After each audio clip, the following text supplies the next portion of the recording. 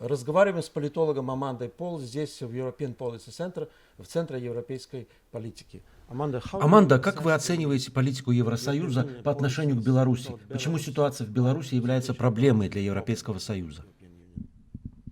Well, the situation in Belarus is a problem for the European Union because Belarus has become a human rights black hole. It's nearly been 1 year since the fraudulent election that took place in August last year, and we've seen a significant deterioration of the situation on the ground. Hundreds of people have been jailed, people have died due to violence from the security forces and the police.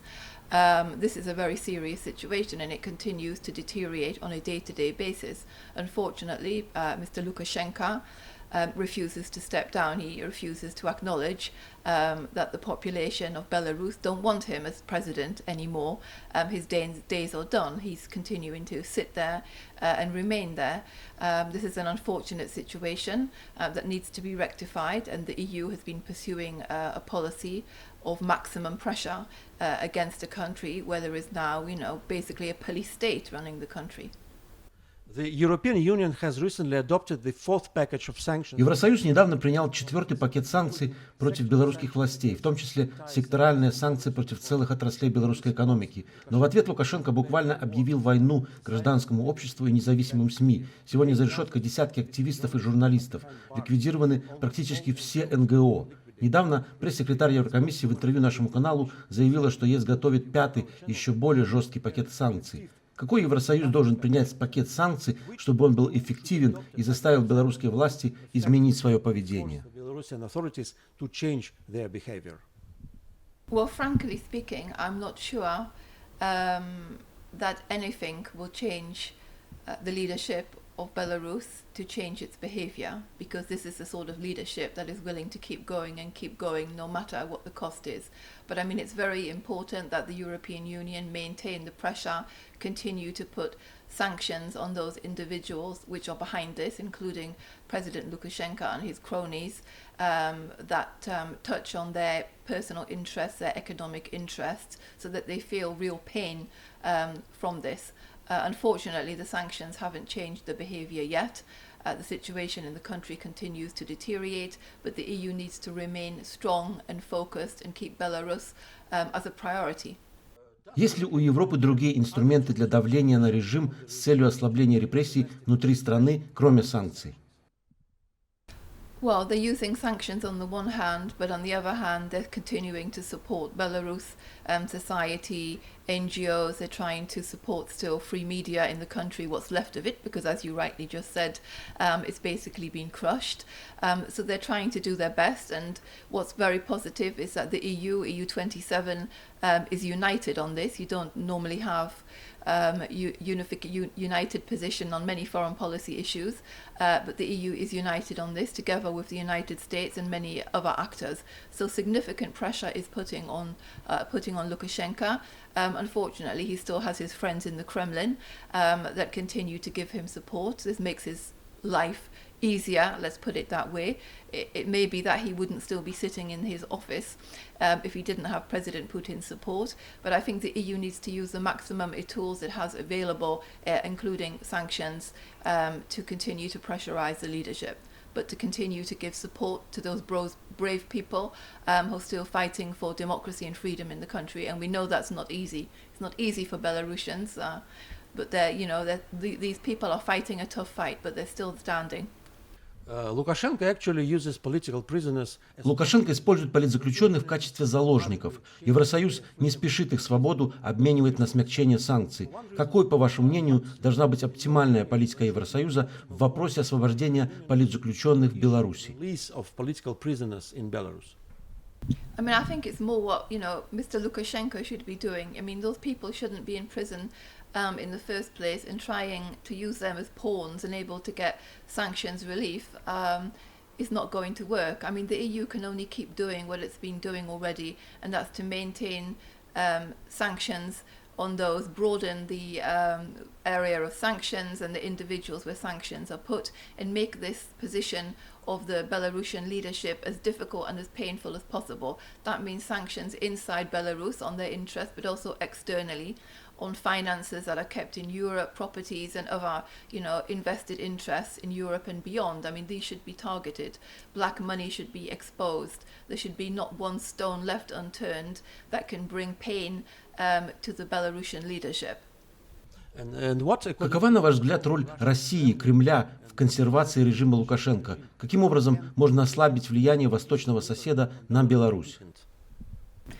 Well, honestly, I don't think it can be weakened. I mean, President Putin, the Kremlin has their own interests and priorities vis-a-vis Belarus. I mean, we've seen since the beginning of this crisis that Russia's influence in the country has grown significantly, including in terms of military infrastructure, etc., which is, actually bad news for Belarus. I don't think it's because President Putin, particularly likes Lukashenko. I'm sure he doesn't like him at all. He's just looking after his own interests, and if there was somebody else there who could possibly take over the seat of Lukashenko, I'm sure that President Putin wouldn't be concerned at all to see Lukashenko's downfall. This is about Russia and Russia's interests, not about Lukashenko and his interests. But for the moment, it works for President Putin to have Lukashenko still in power. Рассматривают ли в Европе возможность давления на Кремль, чтобы заставить его отказаться от поддержки Лукашенко? For the time being, I don't see that there's a policy or some new ideas from the side of the EU to, in a way, try and sanction or further pressurize Russia on this issue. This would be very difficult, and it probably wouldn't work anyway. It would be counterproductive to link these two things together. And at the end of the day, I mean, the Russians aren't the only ones, the only actors that are trying to gain from this situation. I mean, China is strengthening its position with Belarus, and on top of that, the EU already has a very difficult relationship with Russia, with multiple problems, both of domestically with Mr. Navalny, but also in terms of foreign policy vis-a-vis Ukraine, etc. I don't think there's a particular appetite to further complicate this already difficult relationship. So I don't see Russia being pressurized. Of course, it's always good to have dialogue. It's always good to engage with people, even if you don't like them.